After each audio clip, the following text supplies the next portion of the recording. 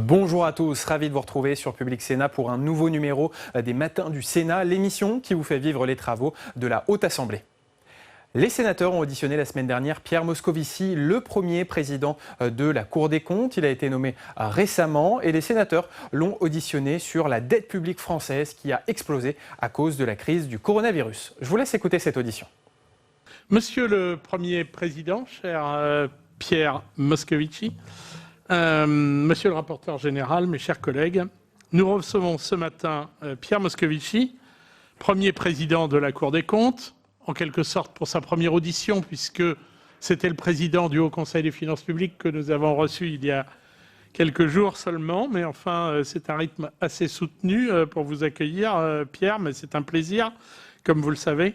Vous venez nous présenter aujourd'hui le rapport relatif à la situation et aux perspectives des finances publiques, rapport essentiel s'il en est.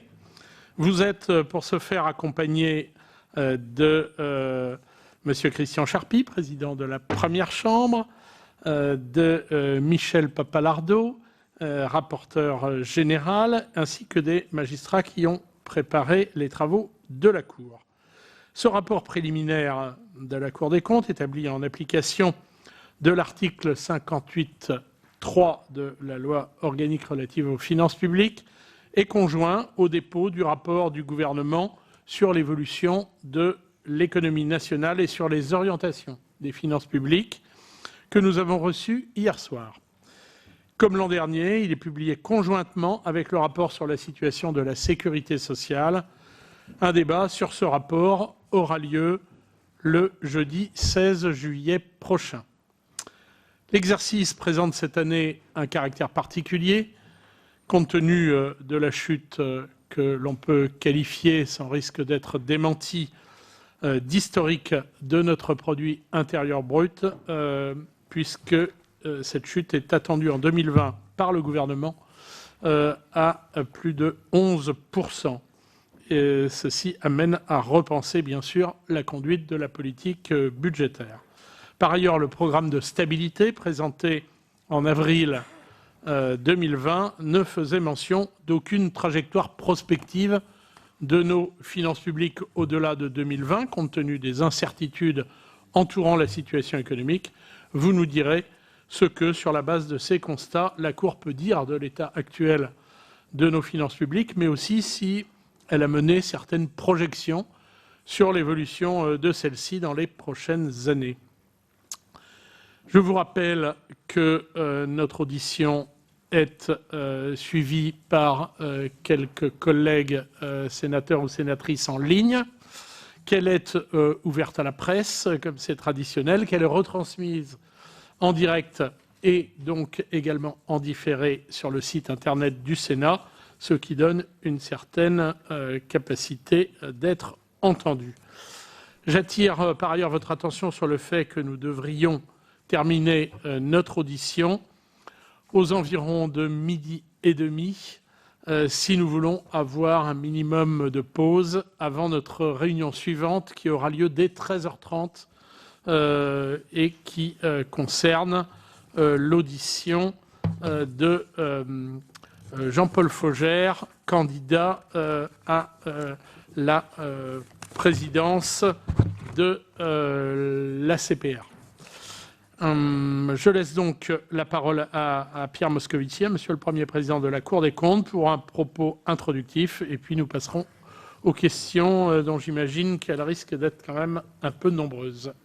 Cher Pierre, à vous la parole. Merci Monsieur le Président, Monsieur le rapporteur général, Mesdames et Messieurs les sénateurs, merci de m'avoir invité à présenter aujourd'hui le rapport de la Cour sur la situation et les perspectives des finances publiques. J'ai beaucoup de plaisir à retrouver cette commission où je suis souvent intervenu dans le cadre d'autres fonctions, en particulier comme ministre de l'économie et des finances et comme commissaire européen aux affaires économiques et financières. Et au fond, je me demande si le fil rouge de mon parcours n'est pas de chercher le moyen de venir régulièrement devant la commission des finances du Sénat, ce qui, pour monsieur le sénateur Séguin, est quand même un signe qu'on y est bien. C'est pas la première fois que je suis auditionné par votre commission depuis que j'ai pris mes fonctions de Premier Président de la Cour des comptes, puisque, en effet, quelques heures après ma nomination, le Haut Conseil des finances publiques était saisi d'un troisième projet de loi de finances rectificative pour 2020. Il a rendu un avis que je vous ai présenté le 10 juin dernier, mais c'est vrai, Monsieur le Président, c'est la première occasion pour moi, depuis ma prise de fonction, d'intervenir devant vous pour vous présenter un rapport de la Cour des comptes. Sont présents à mes côtés, outre les personnalités que vous avez citées, Monsieur Labourex, président de section, ainsi que les 3 membres de l'équipe de rapporteurs. Je vais les nommer parce qu'ils ont fait un énorme travail. Nicolas Carnot, Vladimir Borgy et Vianney Bourcard. Je salue également la présence de Jean-Pierre Viola, qui est président de section à la 6e chambre. C'est pour le rapport sur la sécurité sociale. Le rapport sur la situation et les perspectives de finances publiques est établi, je le rappelle, mais vous l'avez dit, dans le cadre de la LOLF et de la mission d'assistance au Parlement qui nous est confiée par la Constitution. Je suis et serai extrêmement attaché à cette mission et plus généralement aux liens étroits qui unissent notre institution à la représentation nationale.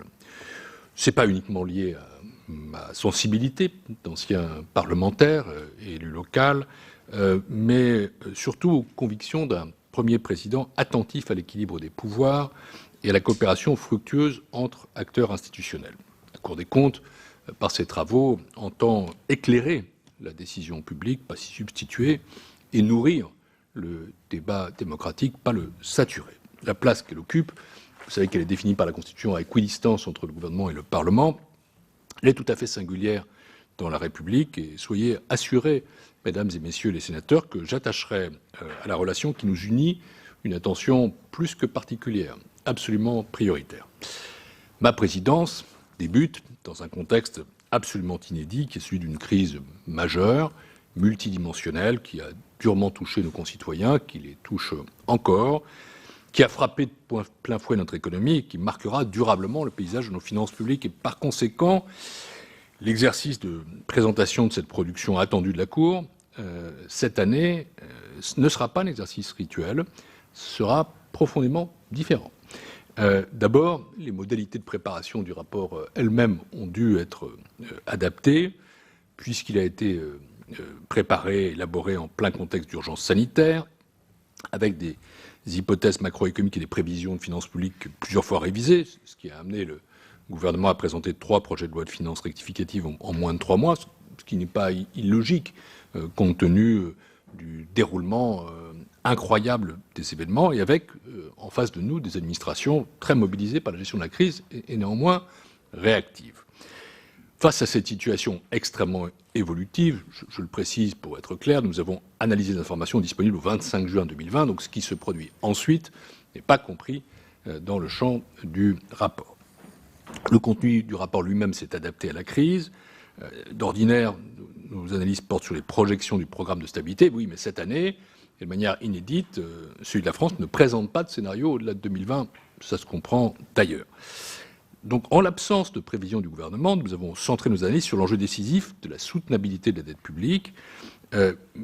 J'avais déjà indiqué ici, lors de mon audition comme président du Haut Conseil, que la dette devait être un jour remboursée, que la situation actuelle imposait une intelligence et une vigilance collective. J'y reviendrai plus en détail dans le rapport de la Cour. Nous sommes ainsi efforcés de remplir au mieux notre mission malgré les circonstances, et je veux à nouveau remercier tous ceux qui ont travaillé à ce rapport.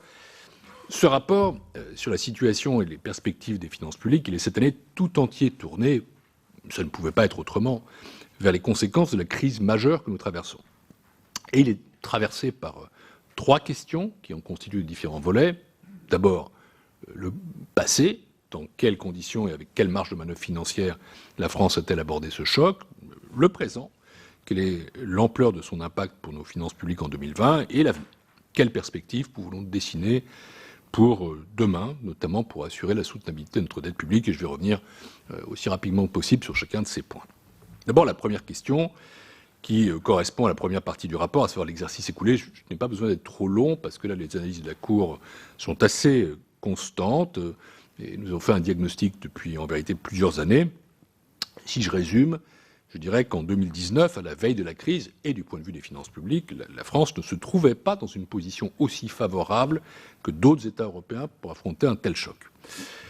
10 ans après la crise financière, pour le dire autrement, le redressement des finances publiques était encore inachevé. Alors, Je ne voudrais pas qu'on cède, c'est une tentation qu'on peut tous avoir à un moment donné, selon d'ailleurs la façon dont on se positionne par rapport au gouvernement, parfois à l'autoflagellation ou à l'autodénigrement.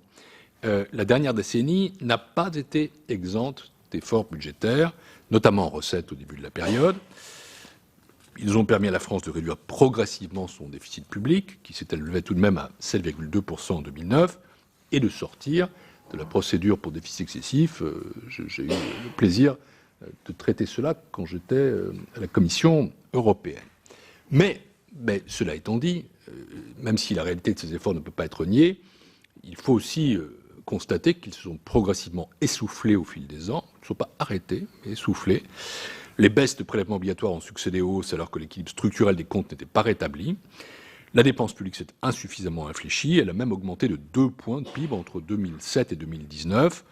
Enfin, les objectifs fixés en loi de programmation des finances publiques ont été repoussés à plusieurs reprises et n'ont jamais été atteints. Donc, le redressement structurel s'est ralenti en France et la situation des finances publiques en 2019 en témoigne. Le déficit public s'établissait à 3 points de PIB, dont 0,9 points liés à l'effet ponctuel de la transformation du CICE en allègement de charges sociales. Disons, hors CICE, c'est 2,1. En comparaison, c'était 2,3 en 2018. C'est une marche assez modeste dans une période de croissance. Le déficit structurel, lui, n'a pas été réduit du tout. Il est stable à 2,2 points de PIB. Il reste donc éloigné de ce qu'on appelle l'objectif à moyen terme d'équilibre structurel. Et ça résulte de 2 facteurs. D'abord, l'intensification des baisses de prélèvements obligatoires, notamment à la suite de la crise des Gilets jaunes. Et ensuite, la dépense publique qui a connu dans le même temps une accélération, et ça n'a pas permis de financer les baisses de recettes.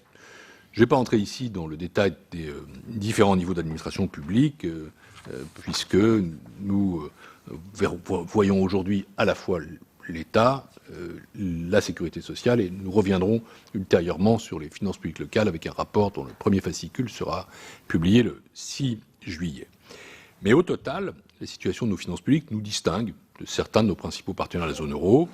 En 2019, notre déficit public était le plus élevé de la zone, supérieur de 2 points à la moyenne des États qui la composent, 2,1 points.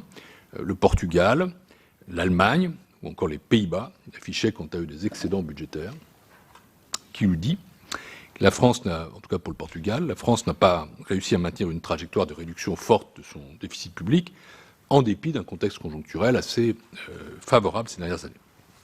Et cette évolution du déficit a conduit à un niveau de dette publique déjà très élevé avant même le déclenchement de la crise sanitaire en 2020.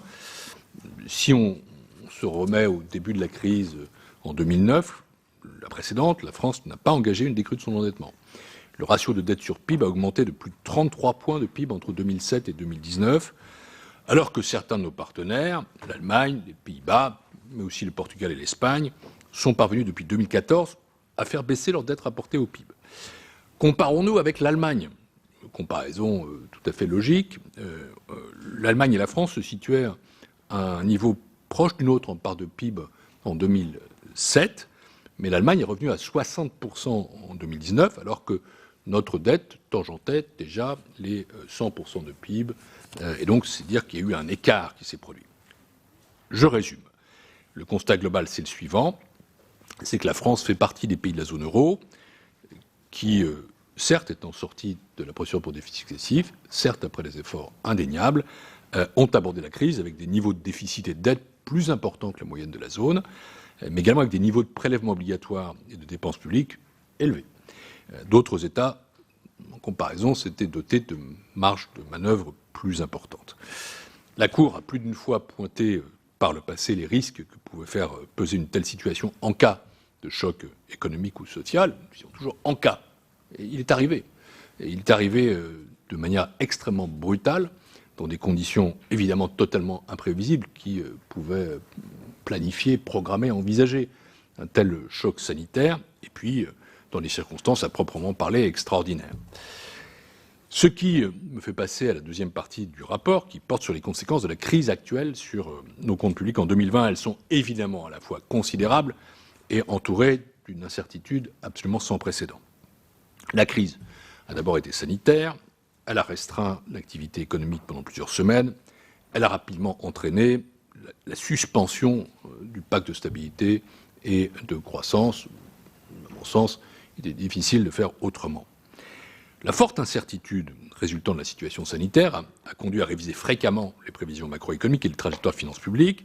Je l'ai dit, 3 projets de loi de finances rectificatives ont été préparés en 3 mois, en intégrant à chaque fois des ajustements très significatifs. Pour les résumer, entre la loi de finances initiale et le 3e projet de loi de finances rectificative, les prévisions se sont considérablement modifiées. L'évolution du PIB était prévue en hausse de 1,3% en volume. Et désormais, vous l'avez dit, Monsieur le Président, une récession considérable à moins 11%. Le déficit public atteindrait 250 milliards d'euros contre une prévision initiale de 53,5 milliards d'euros. Donc c'est une multiplication par 5. La dette publique s'aggraverait de 22 points de PIB. Ce sont des niveaux tout à fait inédits qui reflètent les conséquences absolument exceptionnelles, gravissimes, de la plus sérieuse crise qu'ait connue la France depuis la Seconde Guerre mondiale, et pas seulement la France, l'Europe et le monde.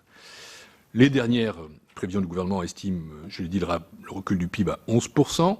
Je rappelle qu'il était de 2,9% en 2009. Ce qui veut dire que notre crise est beaucoup plus importante que la crise financière, crise économique et sanitaire beaucoup plus massive.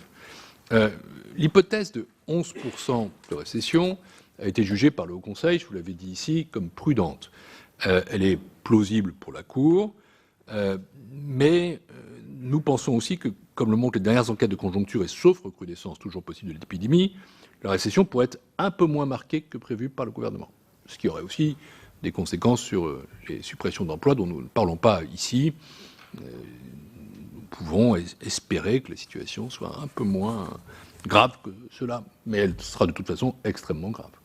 Le déficit public s'établirait quant à lui à 11,4 points de PIB, une prévision qui apparaît globalement équilibrée à la Cour, parce que l'éplosion du déficit résulte de l'effet de la crise sur les recettes publiques, avec une très forte chute des prélèvements obligatoires à peu près proportionnée à celle du PIB. C'est une hypothèse qui nous paraît raisonnable. La hausse du déficit s'explique aussi par une réponse budgétaire vigoureuse, matérialisée par les mesures exceptionnelles qui ont été adoptées pour lutter contre l'épidémie et soutenir l'économie. Leur coût direct est estimé, je l'ai dit ici, dans la dernière loi de finances rectificative à 57,5 milliards d'euros, soit 2,6 points de PIB. Il est en grande partie porté par l'État, à hauteur de 63%, et par les administrations de sécurité sociale, dont le déficit, qui était prévu à 5,4 milliards pour le régime général, selon les dernières prévisions pour 2020, atteindrait en fait 52 milliards d'euros en 2020, soit un décuplement tout simplement. Nous en reparlerons. Du fait des mesures d'ampleur adoptées pour limiter les effets de la crise sanitaire sur les acteurs économiques, les dépenses publiques progresseraient de 6,4 points en 2020 par rapport à 2019, ce qui fait que la France serait à un niveau en fait inégalé de 63,6% du PIB, de 63,6% de dépenses publiques dans le PIB. D'autres mesures de soutien annoncées ultérieurement n'ont pas reçu à ce stade de traduction dans une loi financière. Je pense au dispositif en faveur des personnels hospitaliers, je pense au plan de soutien au petit commerce ou encore aux annonces récentes relatives à la réforme de l'activité partielle. Et bien sûr, cela n'intègre pas le plan de relance annoncé. Au-delà de ces mesures, le gouvernement a adopté plusieurs dispositifs de soutien qui n'auraient pas, selon lui, d'effet sur le sol public en 2020. Il a notamment accordé sa garantie pour un très ample programme de prêts aux entreprises et entrepris des opérations de sauvetage par des prises de participation ou de prêts. Et là encore, je veux résumer le message. Face à cette crise majeure et sans précédent, la France a réagi en acceptant la chute des recettes publiques, en adoptant un plan de soutien considérable pour soutenir les revenus et pour préserver autant que possible les capacités productives. Et je veux le dire parce que là encore, il faut éviter cette autoflagellation qui souvent nous menace. Cette approche est en vérité commune aux grandes économies de la planète et en particulier aux économies de la zone euro. Nos principaux partenaires devraient également connaître en 2020 un recul très marqué de leur activité, une forte dégradation des comptes publics, bien que les niveaux de déficit et de dette atteints in fine dépendent évidemment de la situation de leurs finances publiques à la veille du choc. Bref, si la dérivée est comparable, le point de départ, lui, est différent et donc le point d'arrivée aussi. La crise a déjà eu pour certains de nos concitoyens des conséquences dramatiques. L'essentiel de son coût économique a été transféré sur la dette publique, la hausse du déficit en 2020, absorbant les 3/4 de la perte de PIB. Et il en résulte que notre niveau de dette atteindrait, d'après les dernières prévisions, 120 points de PIB, soit une augmentation de près de 270 milliards d'euros en 2020. En montant, là aussi il faut avoir ça en tête, cette dette représenterait 40 000 euros par Français. Je le dis pour ceux qui pensent que c'est une notion anodine, ça ne l'est pas. Donc nous avons des conséquences tout à fait considérables de cette crise sur nos finances publiques. Le rapport, maintenant, débouche sur une analyse de l'avenir. Il le fait avec un focus, une focale essentielle, qui est que la soutenabilité de la dette constitue plus que jamais le point, l'enjeu essentiel. D'ordinaire, je l'ai dit, c'est sa mission. La Cour analyse les projections à moyen terme du programme de stabilité. Il n'y a pas eu de telle projection cette année. Et dans ce contexte, nous avons innové en envisageant 3 scénarios qui n'ont pas vocation à constituer des prévisions naturellement, mais simplement à illustrer différentes trajectoires possibles en fonction d'hypothèses d'évolution de la croissance. D'abord, le premier scénario, c'est celui du rattrapage. Il prévoit que le PIB revient à sa trajectoire d'avant-crise au bout de quelques années.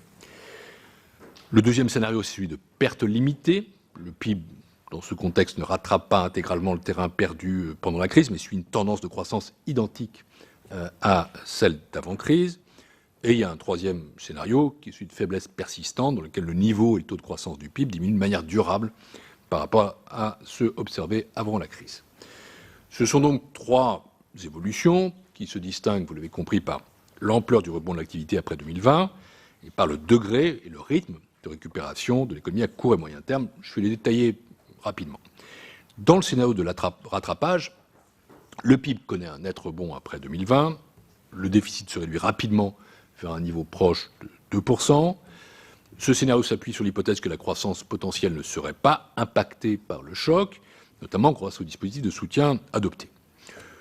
Je veux dire d'emblée, pour ne pas cacher les choses, que malgré la nature particulière de la crise sanitaire et la force de la capacité de rebond de la France, cette hypothèse nous paraît optimiste, car plusieurs facteurs, comme les faillites d'entreprises, les conséquences différées de la crise sur le marché du travail, peuvent amputer les capacités de production.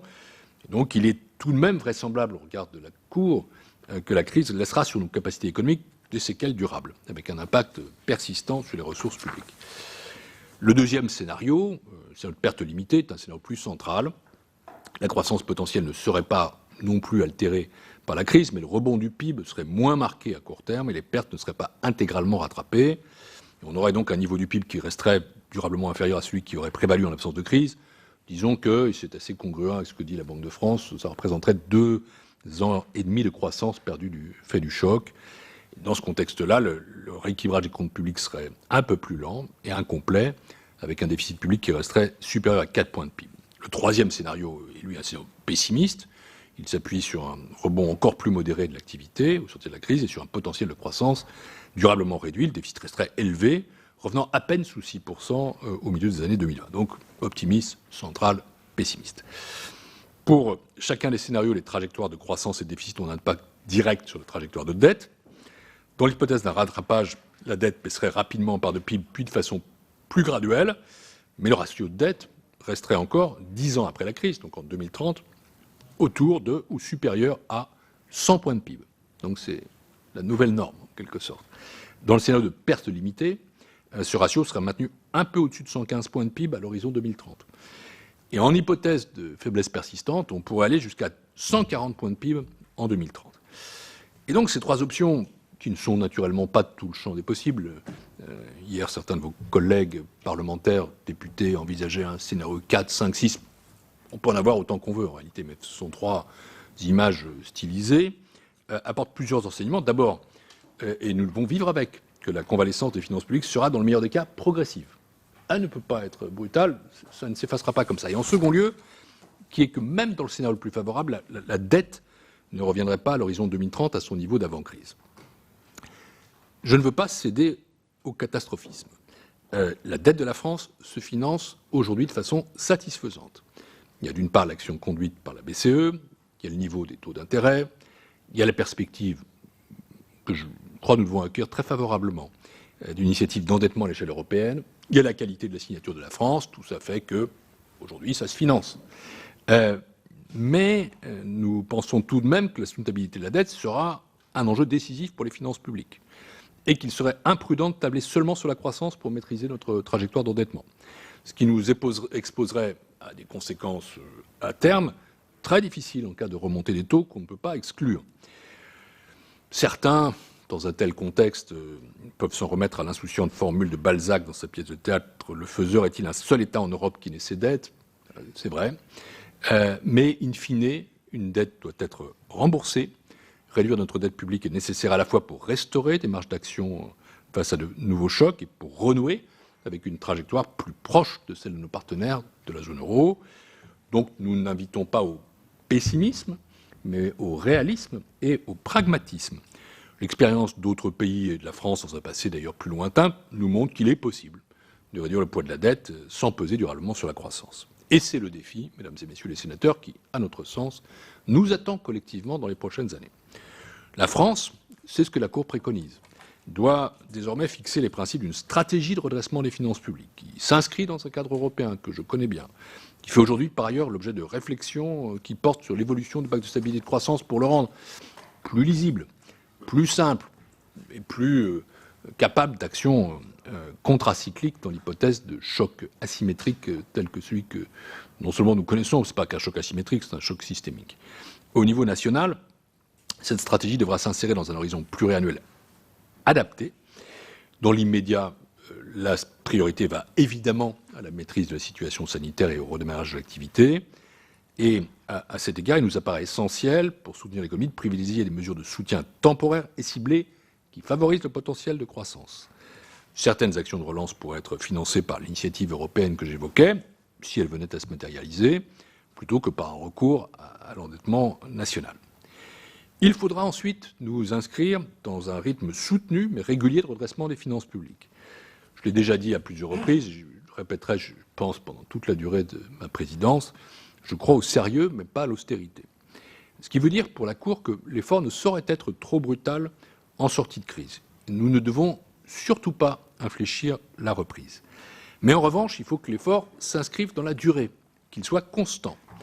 Et à cet égard, la Cour pense qu'une nouvelle loi de programmation des finances publiques constitue le vecteur le plus approprié pour porter cette stratégie de moyen terme.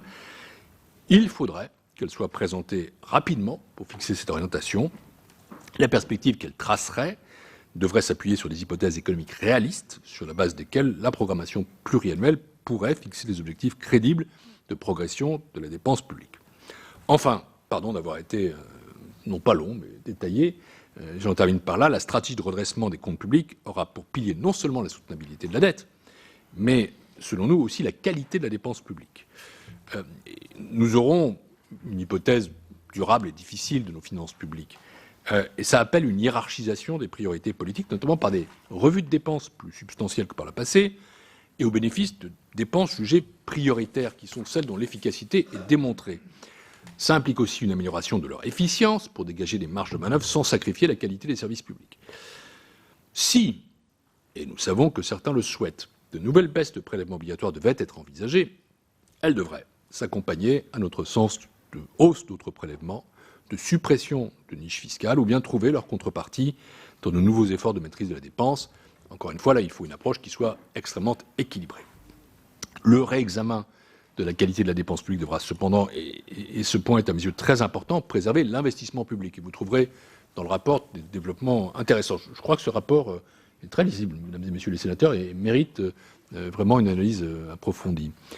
Lorsque ces bénéfices sociaux et économiques sont démontrés, l'investissement constitue un puissant vecteur de croissance. Attention, pas tous les investissements. L'investissement qui permet d'accompagner davantage la transition écologique, de renforcer notre dépense de santé, notre dispositif de santé. Mais il faut, je crois, respecter deux prérequis. Le premier, c'est que les autres dépenses publiques fassent l'objet d'un effort accru de maîtrise. Si on met le paquet dans un certain sens, la cohésion sociale, la relance économique, la transition écologique, il faut être capable aussi d'être sélectif. Et le second, c'est qu'il est aussi nécessaire que les décisions d'investissement soient mieux éclairées, c'est-à-dire que leur efficacité et leur pertinence socio-économique puissent être davantage pris en compte dans les choix arrêtés. Et sur ce point, mesdames et messieurs les sénateurs, vous pouvez compter sur la Cour. Je l'ai dit, et je le redis devant vous, j'aurai à cœur lors de ma présidence, de développer nos capacités d'évaluation et notre dimension prospective et comparative. Et cette expertise renforcée, je souhaite la mettre à votre disposition, à la disposition du Parlement, à celle du gouvernement, et à travers cela, à celle du citoyen, pour aider à notre niveau. Nous sommes une institution, je l'ai dit, dont la tâche est de déclarer la décision et de porter, de contribuer au débat démocratique, pas de s'y substituer en quoi que ce soit. Nous voulons, à notre niveau, aider à construire le futur paysage de finances publiques et du coup de politique publique de notre pays. Voilà, mesdames et messieurs les sénateurs, je l'ai dit, notre rapport se tient en 3 mots, le passé, le présent, l'avenir. Le passé, c'est le redressement inachevé des finances publiques à la veille de la crise, notamment par rapport à d'autres États européens. Le présent, c'est ce choc considérable que subit notre économie et qui se répercute durement et durablement sur nos comptes publics. Et l'avenir, c'est la sortie progressive de la crise, c'est la trajectoire, elle aussi progressive, de retour à l'équilibre de nos finances publiques, c'est la soutenabilité de notre dette et c'est la qualité de notre dépense publique. Nous avons présenté les orientations de la Cour pour retrouver la maîtrise de notre endettement dans les années à venir. Nous les avons voulues équilibrées et réalistes, attentives bien sûr au risque d'une dette non maîtrisée, mais croyez-le, totalement conscientes de la nécessité de favoriser la croissance après la crise éprouvante que notre pays traverse. Lorsque j'ai été installé, j'ai dit que je ne voyais pas, que je ne voulais pas que la Cour soit à l'écart de la société. Elle doit être dans la société. Elle doit être capable de repérer, j'ai demandé aux magistrats de le faire, les fractures sociales et de réfléchir à la façon d'y répondre.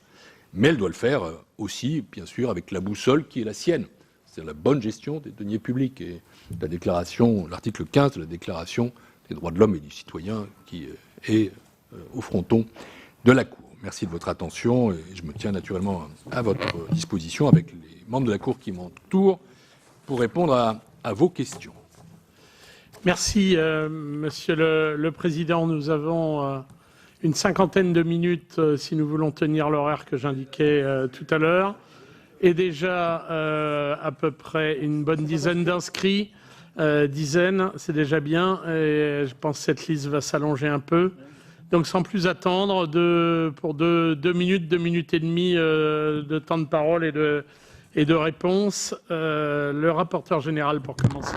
D'abord pour vous remercier, Monsieur le Président, et j'ai lu avec attention ce rapport, donc, qui est très largement centré sur la dette. Ça rejoint ce que les collègues, à part les nouveaux, connaissent par cœur, c'est-à-dire l'attention très régulière que nous avons sur la dette, en rappelant qu'en avant 2008, la France et l'Allemagne avaient le même niveau de dette, 60%, et voilà, et les divergences depuis sont importantes.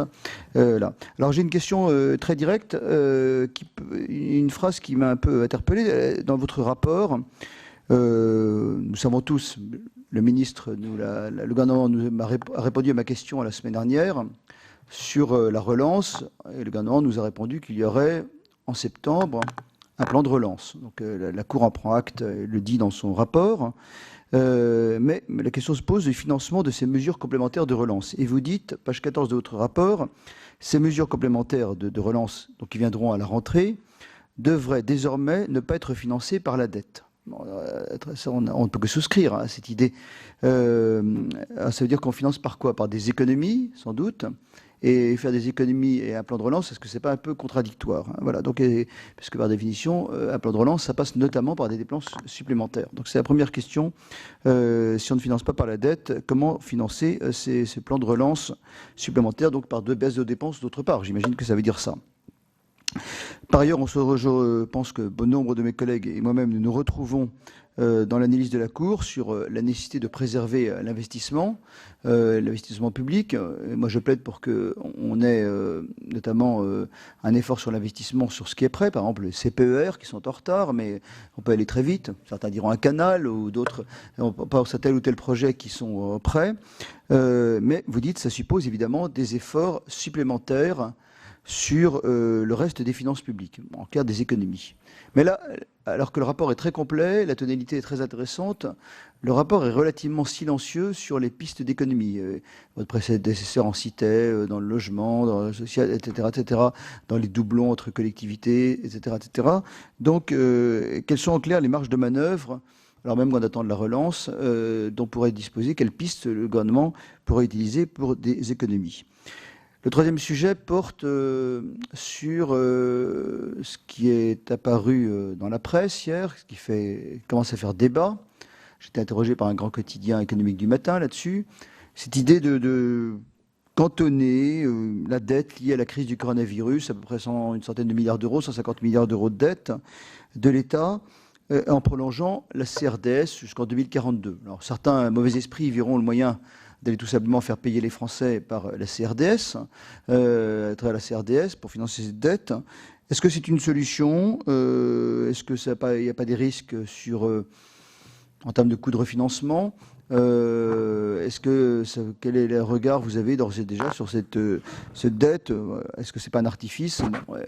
On peut souscrire à l'idée de se dire il y a une dette temporaire, mais comme tout le rapport, la totalité du rapport porte sur la soutenabilité de la dette, en partageant complètement l'analyse, il n'y a pas de problème immédiat à court terme compte tenu des taux d'intérêt, mais que dès lors qu'on est sur des montants aussi gigantesques, il y a une très forte sensibilité à toute remontée qui interviendra nécessairement un jour. Voilà. Donc voilà, que pensez-vous de cette solution de transférer une partie de la dette de l'État vers un cantonnement lié au coronavirus? Merci donc pour vos réponses et en tout cas j'ai beaucoup apprécié la tonalité de ce rapport. Merci Monsieur le Premier. Merci, Monsieur le rapporteur général. Alors, Monsieur le Président, vous me permettrez d'ajouter mes propres questions. Dans son rapport, la Cour semble considérer que la totalité de l'effort de redressement des comptes publics doit passer par une maîtrise des dépenses. Vous n'évoquez pas l'hypothèse de la hausse du niveau des prélèvements obligatoires. Pourquoi un tel choix? N'est-ce pas ignorer les leçons du passé ou des formes de contributions exceptionnelles, en particulier des contribuables les plus fortunés, ont souvent été mises en œuvre pour infléchir l'endettement en sortie de crise? Seconde question, dans le scénario économique et budgétaire le plus pessimiste de la Cour, la dette s'élèverait à 140% du PIB en 2030, mais la charge d'intérêt atteindrait 3% du PIB, soit un niveau équivalent à celui que nous connaissions en 2008, ce qui peut paradoxalement apparaître comme rassurant. Comment convaincre nos concitoyens de la nécessité de redresser les comptes publics dans un tel contexte de taux bas, voire négatif? Enfin, vous insistez dans le rapport sur la nécessité de renforcer la bonne application des règles budgétaires en augmentant ce que vous appelez le coût politique d'un manquement, et en renforçant le rôle d'analyse et de pédagogie du Haut Conseil des finances publiques. Pouvez-vous préciser vos idées et suggestions sur ces deux points, en particulier celle du coût politique d'un manquement, qui n'est pas forcément explicite? Je propose de noter toutes les questions et puis d'y répondre globalement, parce qu'elles risquent de se recouper largement avec celles de nos collègues. Donc la parole à Yvon Collin. Yvon, puis Jean-François Husson. Oui, merci Monsieur le Président. J'avais 3 questions, il en reste 2, puisque Monsieur le rapporteur général a porté du transfert de la dette sociale vers la CADES. Une excellente question. Alors, Monsieur le Premier Président, cher Pierre, merci de ce propos liminaire très, très complet, très argumenté, et qui a répondu par avance à un certain nombre de nos interrogations d'ailleurs. Alors, première question, dans quelle mesure le pacte de stabilité pourrait faire l'objet d'une révision dans un contexte de chômage de masse ou encore de dette publique élevée? Première question. Et la seconde, est-ce acceptable que la dette publique atteigne les 120% du PIB fin 2020, comme cela est annoncé dans les derniers rapports dans l'optique de sa soutenabilité? Et au plan budgétaire, notre pays est-il parmi les plus fragilisés, comme nous l'entendons régulièrement au sein de l'Union européenne? On entend parler du déclassement de la France. Que reflèterait notre situation actuelle? Qu'en pensez-vous? Je vous remercie, Monsieur le Premier Président. Oui, merci, Monsieur le Président. Monsieur le Président, je vais avoir 2 questions courtes. Je vais compléter moi aussi d'un tout petit ajout la question du rapporteur général sur la dette dite Covid. Est-ce que vous considérez que ce nouveau report répond aux impératifs de bonne gestion des deniers publics? Concernant le montant de cette dette, qui est évidemment inédit dans l'histoire de notre pays, votre rapport souligne que la soutenabilité de cette dette constitue désormais un enjeu central. la mutualisation des dettes au niveau européen, si un accord est trouvé lors du Conseil, un accord politique pourrait permettre de limiter les risques sur cette soutenabilité. Je crois d'ailleurs qu'il est temps d'ouvrir un débat sur la dette qui doit conduire à faire bouger les lignes de partage peut-être qui existent jusqu'à maintenant. Que pensez-vous de l'affirmation de certains pour qui il existerait une bonne dette parce que orientée vers l'investissement de long terme? Et j'ajoute enfin, le Japon connaît aujourd'hui un endettement de 250% de son produit intérieur brut, avec une détention de titres majoritairement nationale. Quel parallèle ou quels enseignements pouvez-vous tirer de l'exemple japonais? Jean-François. Éric Bocquet, tu nous entends? Oui, tout à fait. Éric, alors, tu as la parole. Bonjour, Monsieur le Président. Donc, Monsieur le Premier Président de la Cour des comptes, à propos de la dette, évidemment, le sujet du moment. J'avoue que j'ai un peu de mal à suivre votre cheminement, Monsieur le Premier Président. J'ai sous les yeux là une phrase que vous avez eue le 17 mai 2012. Vous étiez à l'époque ministre de l'Économie et vous aviez eu cette phrase « La dette publique est un ennemi ». Et puis, le 23 août 2018, vous étiez là commissaire européen. Vous avez dit « La dette se vengera si le gouvernement ne gagne pas la bataille du désendettement ». Et enfin, plus récemment, dans le journal L'Opinion, le 11 juin 2020, vous avez dit « Une dette publique à 120% du PIB ne constitue pas en soi une catastrophe », un terme que vous reprenez ce matin. Alors, je me rappelle également que le 10 juin 2020, donc, quand vous étiez intervenu en face de la Commission comme cette fois président du Haut Conseil des finances publiques, vous avez rappelé qu'effectivement la dette ne peut s'évaporer ni être totalement mutualisée ou monétisée, et vous rejetez d'emblée l'option d'un nouveau rôle que la BCE pourrait jouer et qu'elle a déjà commencé à jouer en fait depuis 2015 avec sa politique d'assouplissement quantitatif. Voilà, évidemment, ça pose la question de fond, ça pose la question d'une renégociation des traités, mais est-ce que l'heure n'est pas venue de poser en grand le débat sur le rôle d'une banque comme l'est la Banque centrale, qui n'est pas une banque commerciale, qui est la banque qui crée la monnaie pour les États. Voilà, il y a un débat de fond là-dessus, parce qu'au fond, un État ne rembourse pas ses dettes, il la refinance. Alors, est-ce que cette situation, et ça c'est ma question annexe, la situation d'accroissement de l'endettement pour la France et les autres pays d'ailleurs, entraîne une baisse de la notation de notre pays par les agences de notation? Merci. Merci Eric. Michel Canvet. Merci Monsieur le Président, merci Monsieur le Premier Président et aux équipes de la Cour des comptes. Dans le scénario que vous avez présenté, page 17, on voit un solde public, dans les trois scénarios d'ailleurs, qui n'est guère plus meilleur que celui de l'année dernière. Bon, j'enlève celui de 2020 puisque en valeur relative, avec des baisses de recettes et des hausses de dépenses, qui n'est pas représentatif, mais ceci veut donc dire que nous ne pouvons espérer à 10 ans une amélioration du solde public dans notre pays. Est-ce que c'est une situation tenable? Est-ce qu'on peut continuer ainsi? Et dans le prolongement de ce qu'a évoqué le rapporteur général tout à l'heure, j'aimerais aussi pouvoir entendre quelques orientations sur les pistes à suivre pour faire des économies ou faire rentrer des recettes.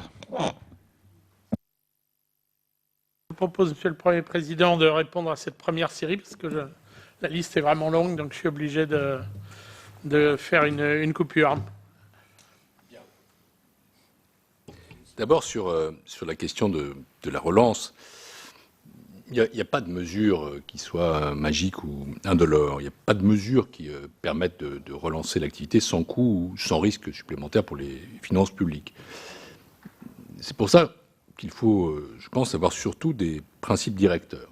D'abord, les mesures doivent être temporaires pour ne pas grever les finances publiques durablement. Elles devraient être compensées par de vraies économies, que ce soit sur les dépenses ou sur les niches fiscales ou par des hausses d'impôts. Les mesures adoptées dans le cadre d'un plan de relance doivent être efficaces et ciblées, parce que la dette émise dans le cadre d'un tel plan de relance devrait elle aussi être remboursée. Il est enfin souhaitable, autant que possible, de financer certaines actions par l'initiative européenne de relance, si elles se confirment, et je souhaite vraiment qu'elles seront confirmées, et que le sommet européen des 17 et 18 juillet se termine par un succès. Il est inutile empruntés en sus au niveau national. Voilà comment éclairer notre raisonnement. Sur l'investissement, plusieurs questions ont été posées là-dessus. Non, il n'appartient pas à ce stade à la Cour de faire des propositions précises sur tel ou tel choix d'investissement, mais nous voulons éclairer la problématique en la matière. Il y a, à l'heure actuelle, 63,6% du PIB qui est représenté par des dépenses publiques.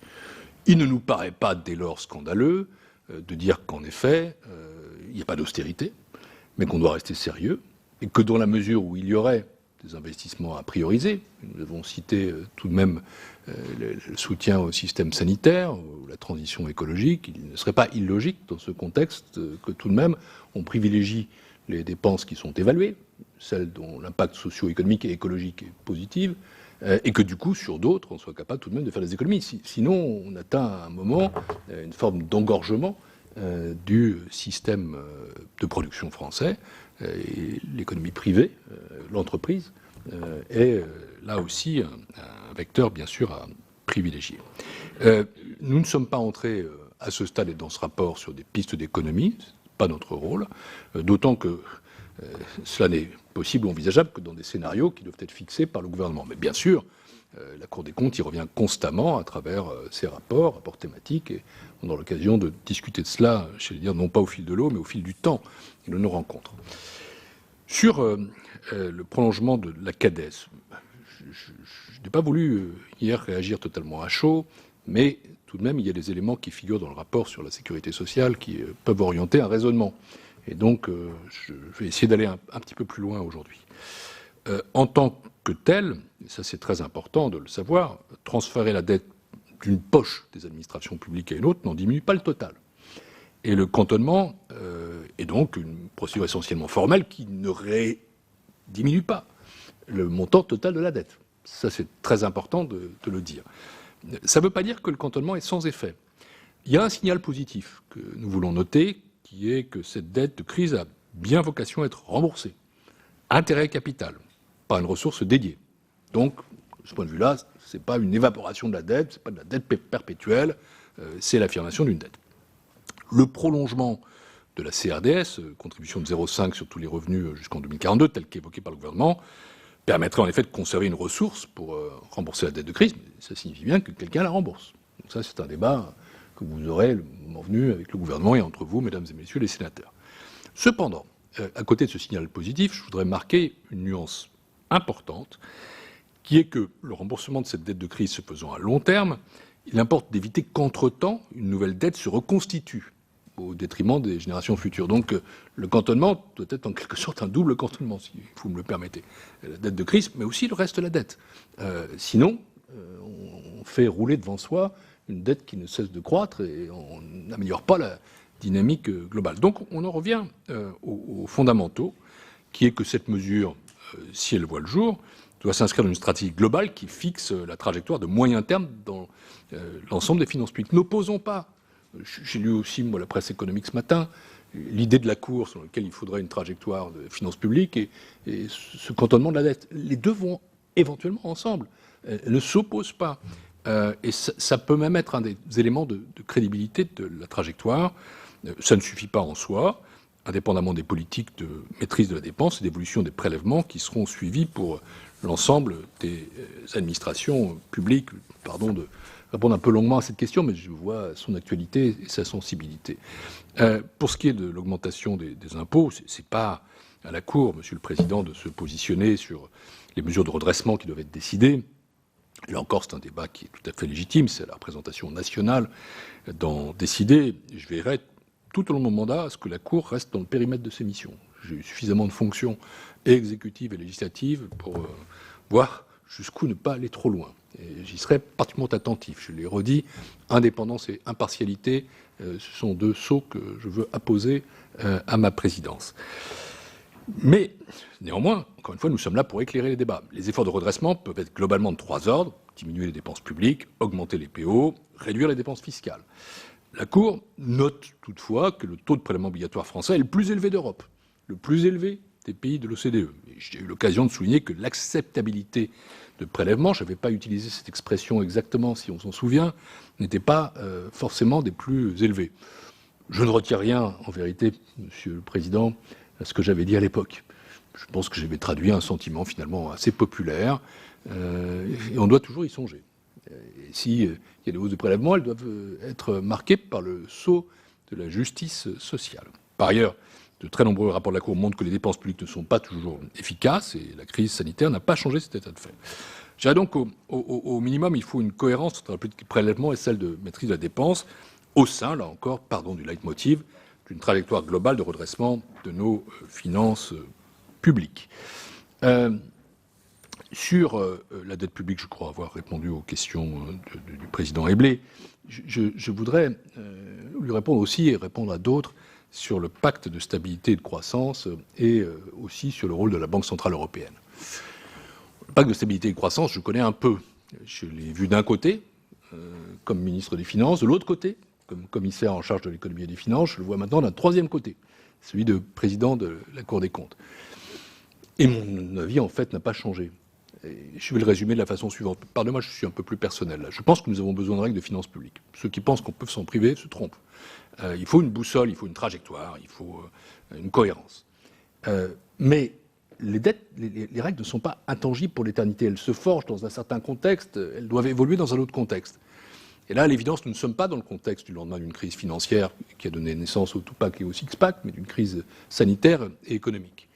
Et par ailleurs, nous avons un recul sur ce qui s'est passé, et la Commission européenne elle-même a engagé une revue des règles.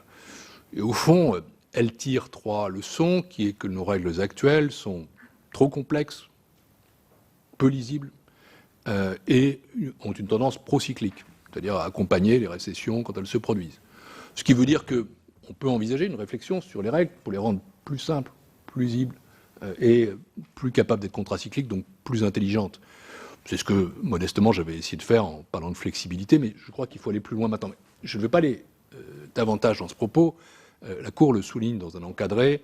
Je pense qu'elle a raison. C'est tout de même un sujet qui est devant nous. Je réponds au passage à M.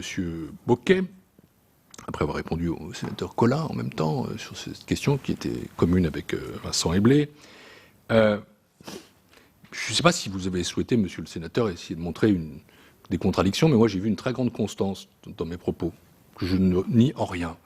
Depuis très longtemps, je pense que la dette publique est un facteur de réflexion, et depuis très longtemps, je suis persuadé que c'est la question essentielle pour nos finances publiques, la soutenabilité de la dette. Mes jugements peuvent évoluer autour de cette constante, avec tout de même une question de circonstance. Pardonnez-moi, en 2012, on n'est pas exactement dans les mêmes niveaux de taux d'intérêt qu'aujourd'hui. On n'a pas la même capacité d'intervention de la Banque centrale européenne. On n'a pas du tout d'initiative de mutualisation de dette. Je me souviens même que certains l'avaient proposé et que ça avait été refusé. On n'a pas la même qualité de la signature française. On a des tensions sur les marchés et des écarts de spread qui n'existent pas aujourd'hui. Et donc à ce moment-là, parler en effet d'ennemis ou de danger, oui. Mais aujourd'hui, nous sommes dans une situation différente. Et quand je dis que la dette n'est pas catastrophique, entendons-nous bien. Je dis juste que le contexte est un contexte favorable au financement de la dette française aujourd'hui. Je ne dis pas que c'est pour l'éternité. Nous devons être très attentifs à ce qui pourrait se passer dans l'hypothèse d'un retournement de taux d'intérêt qui peut se produire à un moment donné. Il n'est pas prévisible, mais il arrivera un jour. Et nous devons aussi être très attentifs à la crédibilité, à la qualité de la signature de la France. Je n'ai jamais voulu travailler dans une agence de notation.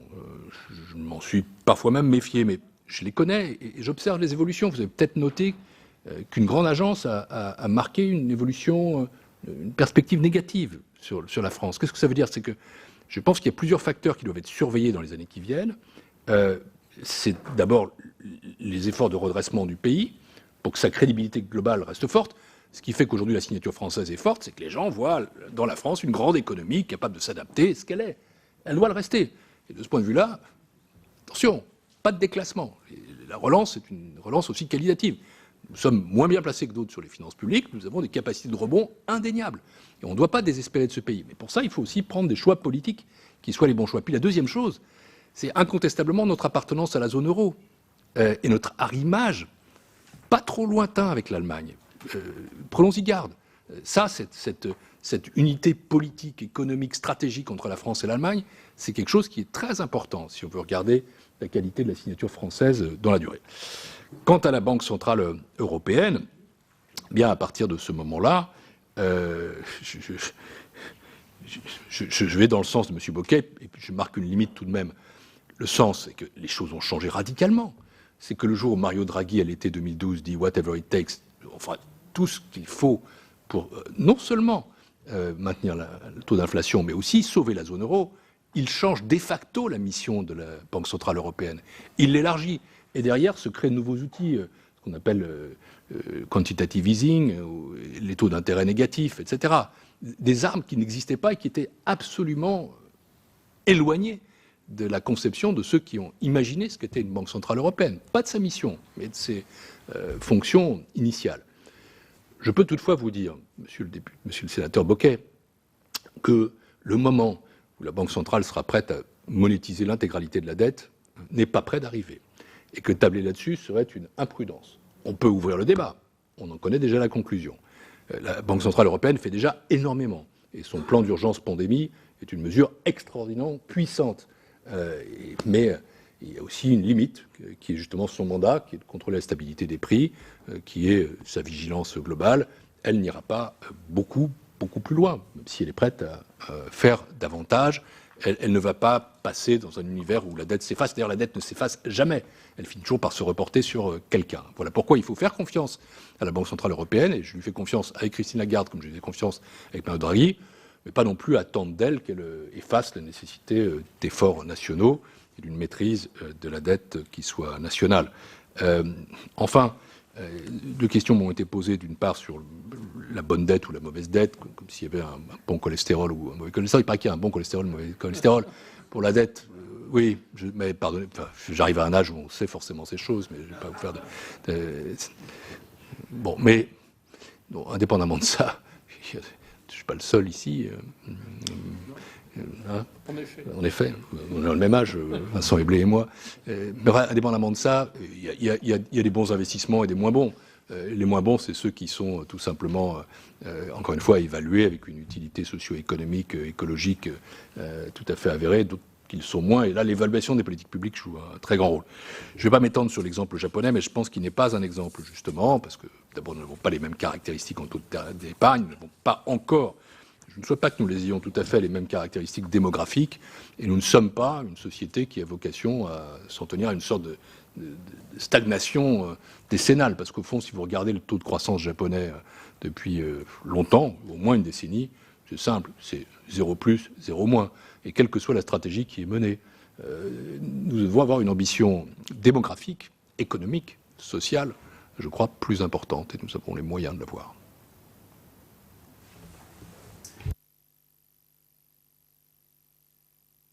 La liste des questions. Jérôme Bacher. Alors très rapide, parce que vous êtes...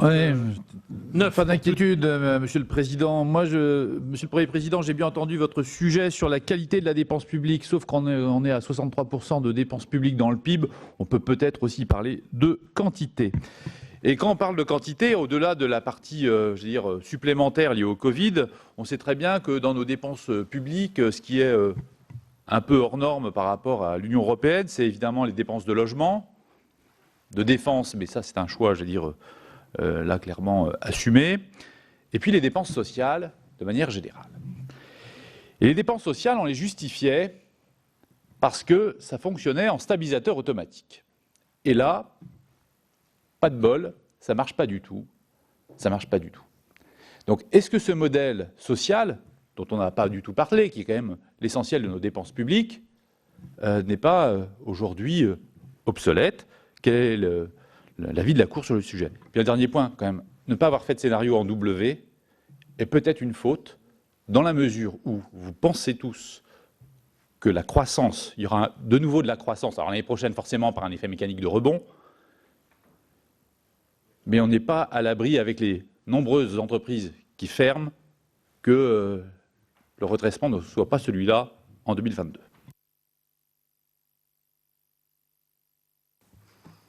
Merci Jérôme. Didier Rambaud. Puis Vincent Delahaye. Merci, Président. Monsieur le Premier Président, effectivement, 3 remarques. Tout d'abord, sur la dette. Effectivement, j'ai bien lu ce matin dans les Échos votre appel, et notamment votre phrase, qu'il serait très imprudent de tabler seulement sur la croissance pour maîtriser la trajectoire de la dette. Très bien, mais et vous appelez la représentation nationale au pragmatisme et au réalisme. Je ne vous cache pas que je suis très dubitatif. Quelles sont les dépenses publiques sur lesquelles on va pouvoir jouer? Je veux dire, les missions régaliennes, elles me semblent plutôt sanctuarisées. On sait ce qui nous attend en matière de santé suite à la crise du Covid. Autre exemple, le soutien aux collectivités locales. Qui va oser y toucher? Donc j'avoue que cette équation me paraît quand même un peu impossible. Un mot sur la dette privée. Alors effectivement, ça ne fait pas l'objet du rapport, mais je voulais savoir quelles évaluations faites-vous du niveau d'endettement privé et des risques sur l'économie. Je voudrais rappeler quand même que la Banque de France, en 2019, estimait que le taux d'endettement du secteur privé atteignait en France 133% du PIB, alors que dans la zone euro, c'est environ autour de 100% du PIB en moyenne. Et enfin, troisième remarque, qui concerne la fiscalité écologique. Le gouvernement, en 2017, avait tenté de renforcer la fiscalité écologique. Bon, on a vu que ça n'a pas été compris, hein, le mouvement des Gilets jaunes. Donc, faut-il renforcer la fiscalité écologique?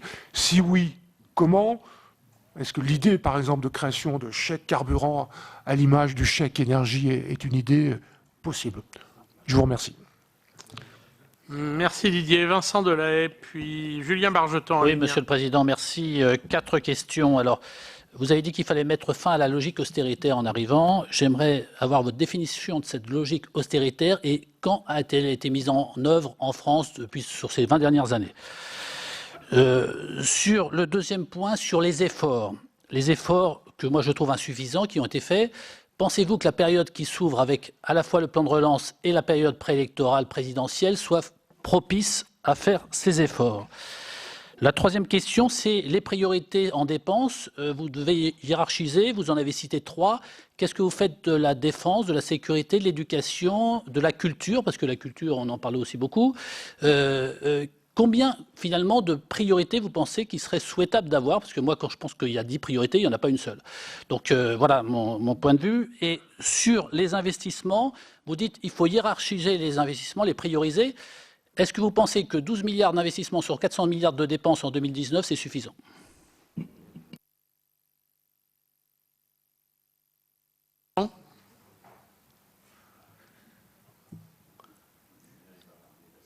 Julien, es-tu là? Vous m'entendez? Oui, on t'entend. Je n'entends plus. Si, on t'entend, on t'entend. Je ne vous entendais plus. Vous m'entendez, c'est bon? Oui, c'est bon. Alors, des questions rapides. Bonjour, Monsieur le Premier. Bonjour, chers collègues. Première question. Le rapport de la Cour des comptes évoque dans ses propositions pour limiter le coût des dépenses de relance un meilleur ciblage des investissements publics. Est-ce qu'on peut imaginer une évaluation préalable de la rentabilité socio-économique de l'investissement public? Est-ce que ce serait un organisme indépendant qui rendrait des avis publics? Et savez-vous ce que font les partenaires européens sur ce point? Deuxième question, vous avez évoqué les règles budgétaires européennes. Ne pensez-vous pas que ces règles pourraient intégrer l'urgence climatique et que les dépenses d'investissement pour la transition écologique soient traitées à part? Troisième question, la loi de programmation des finances publiques 2018-2022 a mis en place le nouveau principe budgétaire qui consiste à affecter toute bonne nouvelle en matière de recettes à la baisse du déficit et à la réduction de l'endettement. Bon, c'est différent si c'est conjoncturel ou si c'est structurel, peu importe. Peut-on faire un bilan sur ce nouveau principe budgétaire, un commentaire sur sa philosophie? Faut-il le renforcer? Et enfin, quatrième question, le rapport propose d'accroître la qualité de la dépense publique, ça a été beaucoup souligné.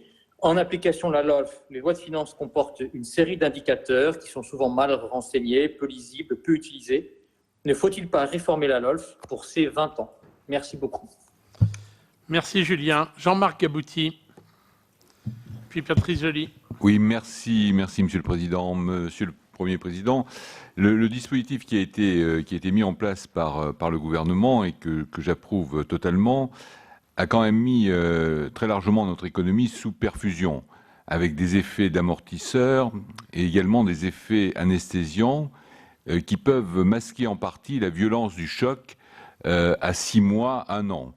Pensez-vous que, je dirais, les effets structurels sur l'appareil productif aient été correctement pris en compte sur une période un peu plus longue que le court terme? Personnellement, j'en doute un peu, parce que la situation actuelle est peut-être plus belle que celle qu'on aura en fin d'année, en termes d'emploi ou en termes de redémarrage d'activité. Cela m'amène à dire et à poser la question, les rebonds dans les 3 scénarios ont été prévus de manière relativement rapide et optimiste. Je comprends moins en termes de trajectoire sur la dette publique et sur le solde public, le fait qu'on aurait une période 2021-2025 plus favorable que la trajectoire qui est prévue entre 2025 et 2030, puisqu'on voit de nouveau, dans les 3 scénarios, une détérioration du solde public à partir de 2025 relativement sensible. Merci Jean-Marc. Patrice Joly, puis Nathalie Goulet. Merci Monsieur le Président. Monsieur le Premier Président, je voudrais rejoindre tout d'abord la question qui a été posée par un de nos collègues sur le niveau de la dette privée, qui semble aujourd'hui tout aussi inquiétante que la dette publique. Il y a clairement une résonance entre les 2 endettements. Le deuxième point concerne la question de l'offre qui peut être faite en matière d'instruments de placement en quelque sorte aux Français pour financer la dette de l'État, dans la mesure où il y a une épargne importante et qui est constatée au cours de ces derniers mois. Et le troisième point, je voudrais peut-être pas l'écarter, avoir une analyse un peu plus approfondie de ce que pourrait être l'avis de la Cour des comptes, sur la question de l'annulation au moins partielle de la dette publique, dans la mesure où aujourd'hui il y a dans le débat public un vrai échange avec des économistes de haut niveau. D'ailleurs, de manière assez surprenante, cette question est également évoquée par des économistes que l'on considère appartenant à l'école libérale. Et je trouve que ce serait intéressant que l'on puisse avoir une analyse approfondie de la Cour des comptes sur un sujet tel que celui-ci. Je vous remercie. Merci Patrice. Nathalie Goulet en ligne. Nathalie. Oui, bonjour Monsieur le Président. Oui. Je suis là. Donc je rappelle que je suis rapporteur des engagements financiers et de vous entendre Monsieur le Président dire que la dette sera remboursée ou devra être remboursée, c'est quand même une sécurité quand on écoute votre prudence à cet égard. Moi j'ai deux questions. La première porte sur les engagements hors bilan qui ont évidemment flambé avec les projets de loi de finances rectificative que nous venons de voter. Quel est votre avis sur ces engagements au bilan, sachant que l'économie peut être toujours faible et que finalement les garanties de l'État pourraient être appelées? Ça, c'est la première chose. La seconde, j'ai une mission du Premier ministre sur la fraude sociale et nous avons beaucoup travaillé avec vos excellents collègues de la 6e Chambre. Vous avez parlé tout à fait au début de votre audition d'une modification du comportement, en tous les cas peut-être de la doctrine de la Cour, et que vous vouliez donner au Parlement toute possibilité de coopération et d'éclairage. À cet égard, est-ce que vous ne pensez pas que lorsque la Cour émet des réserves plusieurs années de suite, il serait nécessaire d'avoir un peu de mesures de contrainte de façon à ce que les administrations puissent s'améliorer et suivre les directions fixées par la Cour? Parce que vous avez un certain nombre de rapports où année après année, vous avez des réserves, puis des réserves, puis des réserves, évidemment des certifications. Mais est-ce que vous ne pensez pas qu'un peu de fermeté ne nuirait pas? Merci. Merci Nathalie. Emmanuel Capus, puis Sébastien Meurant. Oui, merci Monsieur le Président. Juste une question sur la dette de l'UNEDIC, qui est garantie par l'État, qui devrait doubler en 2020. Il y a à l'heure actuelle un débat sur l'abandon partiel de la réforme de l'assurance chômage, qui est tout à fait légitime à l'heure actuelle, compte tenu des mesures spécifiques de soutien en raison du Covid. Mais cet abandon pourrait également encore aggraver la dette de l'UNEDIC. Donc ma question est très simple. Quelle stratégie la Cour recommande-t-elle vis-à-vis de cette dette de l'UNEDIC? Merci Emmanuel. Sébastien Meurant. Bonjour à tous. Moi, les questions ont été déjà presque posées. En fait, elles étaient relatives à deux choses. Comme Monsieur le Président parle du Japon, la situation de la France n'est quand même pas la même du tout, puisque le Japon voit perdre ses habitants depuis maintenant un certain nombre d'années, et la France en gagne. Donc nous, on a un appauvrissement qui est marquée, et notamment dans certaines zones, on a la pauvreté qui s'étend. Et moi, dans le département du Val d'Oise, je suis bien placé pour le savoir. Donc la question, c'est qu'effectivement, notre modèle social, qui est très développé, avec 60% de dépenses publiques, il faut peut-être en remettre en cause de fond en comble, car en continuant comme ça, on continue à creuser les trous et on continue malheureusement à voir la pauvreté s'étendre. Effectivement, il y avait la question aussi qu'a repris Vincent sur l'austérité, puisque là, on en est très très loin. Donc moi, je suis plutôt sur la qualité de la dépense et le retour sur investissement d'une forme de dépense concernant l'État, bien sûr. Merci. Merci Sébastien. Monsieur le Président, nous avons fait le tour de nos collègues. Donc à vous la parole. Je crains que je ne sois pas en état de répondre à tout, car un certain nombre de questions veulent m'entraîner sur un terrain que j'ai connu, mais qui ne peut plus être le mien aujourd'hui. Je ne vais pas vous dire si le modèle français est obsolète, ou ce qu'il faut penser du cycle électoral et des rapports aux dépenses publiques, même si, vous le verrez dans le rapport sur les finances publiques locales, je n'ai pas évoqué, nous voyons à la fois clairement que les finances publiques locales sont moins impactées que les finances sociales ou que les finances de l'État, et que, incontestablement, et vous le savez, le cycle électoral peut avoir des impacts sur les investissements. Il ne m'a pas échappé que l'année prochaine était une année préélectorale, et que l'année suivante était une année électorale, et que l'année d'après était encore une année post-électorale, mais enfin, les comportements ne sont pas forcément les mêmes dans ces trois types de situations. Il y a une question à laquelle je n'ai pas répondu, Monsieur le Président, qui vous est posée sur le Haut Conseil des finances publiques, et je rebondis.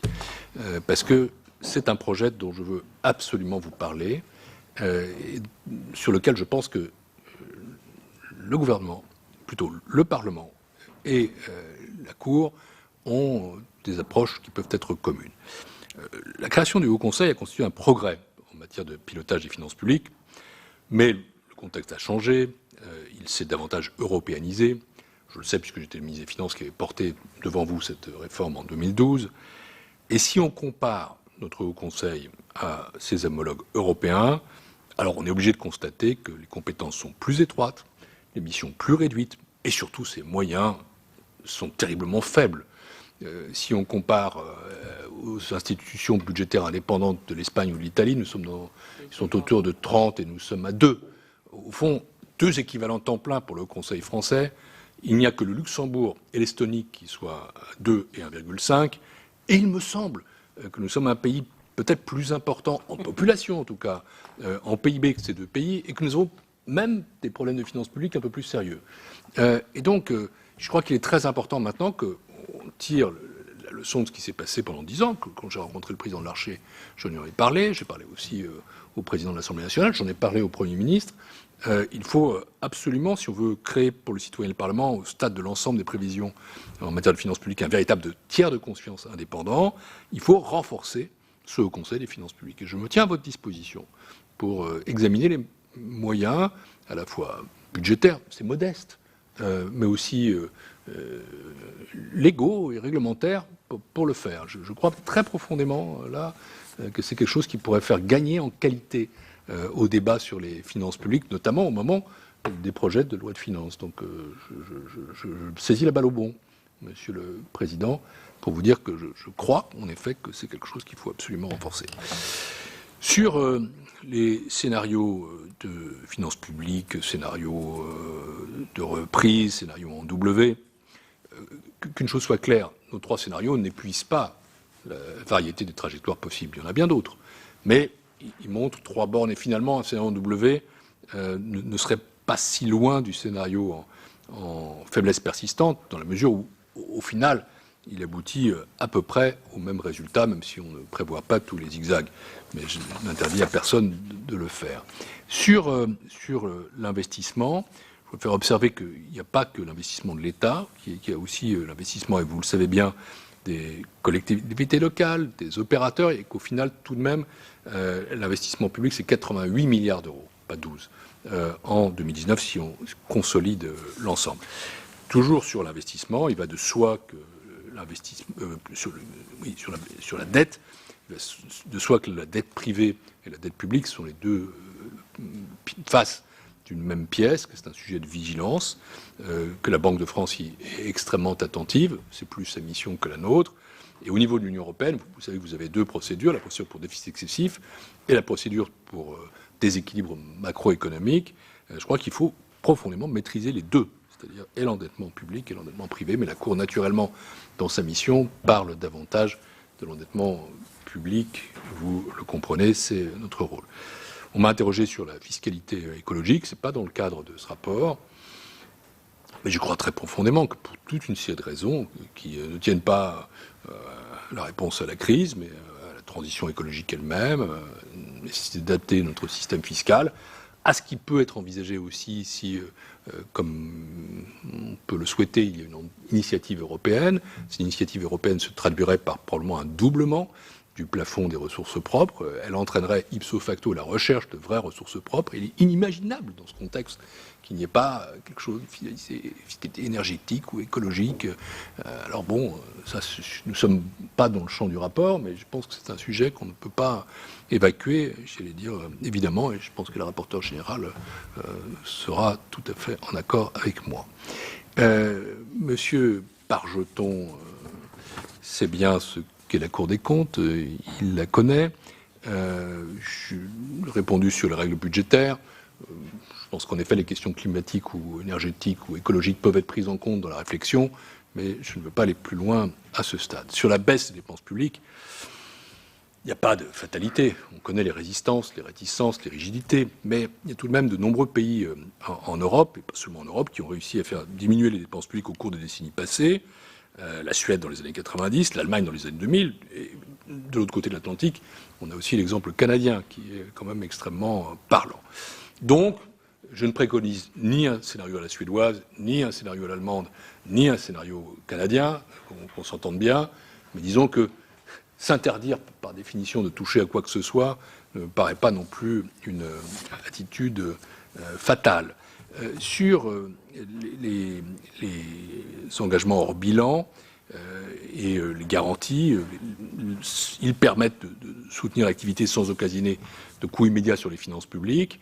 Le gouvernement a mis en place de nouvelles garanties très indépendantes et qui n'ont un impact que marginal en vérité par rapport au montant total des garanties accordées et également en loi de finances. Donc de ce point de vue-là, nous concourons avec l'idée qui est celle du gouvernement. En matière de fraude sociale, un peu de fermeté serait effectivement utile afin qu'on puisse aller vers la conclusion des chantiers qui sont notamment informatiques nécessaires à l'amélioration du paiement à bon droit des prestations sociales. Le temps de réalisation il est trop long alors que ces chantiers ont un retour tout à fait rapide et la Cour ne peut en effet suivre Madame la sénatrice que dans le souhait d'une fermeté sur les suites qui n'appartient pas uniquement, principalement à la Cour. La Cour fait ce qui lui revient et les suites sont aussi de l'ordre des pouvoirs publics en général.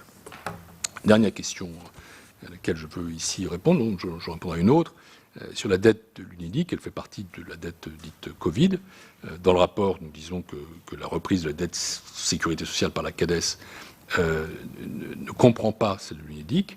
Et s'il y a cantonnement, alors à ce moment-là, la dette de l'Unédic devrait sans doute être examinée, même si elle est portée aujourd'hui par les partenaires sociaux et non pas par l'État et la sécurité sociale historique, ce qui pose aussi des problèmes de structure. Pour ce qui est de l'annulation de la dette, je l'ai dit, il y a déjà des évolutions qui sont significatives. Il y a le rôle de la Banque centrale européenne. Il y a des mutualisations de dette publique qui sont envisageables. Mais le cantonnement, qui est une possibilité, rien de tout ça, en vérité, n'est une annulation de la dette. Une dette, in fine, doit toujours être remboursée. Ça, c'est quelque chose que je ne cesserai de répéter. Je pense que nous ne devons pas l'oublier. Elle finit toujours par être une charge sur les générations futures. Elle se déplace. Il peut y avoir plusieurs types de remboursement, mais elle se venge en effet toujours, et c'est la raison pour laquelle la question de la soutenabilité de la dette publique est vraiment pour nous l'enjeu essentiel, la question sur laquelle nous devrons revenir, et nous y reviendrons encore et encore et encore, parce que je pense en effet que c'est un enjeu qui est un enjeu à la fois économiques, financiers, mais aussi profondément liés à l'état d'une société, aux préférences intergénérationnelles et à ses capacités de développement. Oui, je ne crois pas que nous soyons condamnés à un développement à la japonaise. Je pense que la France est un pays qui a de fantastiques ressources. Encore faut-il jouer bien nos atouts. Et ça, ce sera l'enjeu de décisions qui sont à prendre par les pouvoirs publics dans les temps qui viennent. Ce n'est pas le rôle de la Cour que de sembler tenir la main en quoi que ce soit de ceci. Ensuite, il lui revient sans doute de les expertiser, de les évaluer. Et en termes d'évaluation, je vous ai dit notre très grande disponibilité pour justement permettre d'éclairer davantage, par exemple, les choix d'investissement. Disponibilité à l'égard du gouvernement, mais disponibilité à l'égard du Parlement également. Ce qui fait que, Monsieur le Président, Mesdames et Messieurs les sénateurs, je serai extrêmement heureux avec ceux qui m'entourent de revenir devant vous souvent et tout à fait disponible pour aussi élargir la palette des domaines dans lesquels nous pouvons coopérer. La Cour est une juridiction, elle doit le rester. Sa fonction de contrôle est éminente et c'est son métier historique, mais évaluer, accompagner, comparer, participer au débat public, ça fait partie aussi d'évolutions déjà engagées par mes prédécesseurs, mais que je souhaite poursuivre plus loin, et tout simplement parce que le temps nous y contraint. Il faut aller plus vite. Nous sommes dans des phases de modification vraiment historiques, et si nous voulons rester dans ce tempo, nous devons être aussi dans le tempo de la décision.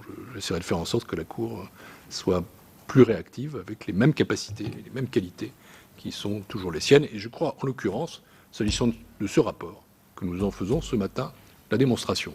Parce que, encore une fois, dans des conditions très difficiles, c'est un rapport qui a été élaboré vite et qui est un rapport novateur, en ceci qu'il se tourne vers l'avenir et qu'il est centré sur une question unique, qui est celle des conséquences de cette crise unique que nous vivons et de la façon de l'aborder. Nous ne donnons pas réponse à tout, mais je pense que nous indiquons aussi des repères solides et des trajectoires crédibles autour desquels, bien sûr, on peut bâtir d'autres scénarios et autour desquels les pouvoirs publics peuvent construire leurs propres décisions, leurs propres schémas.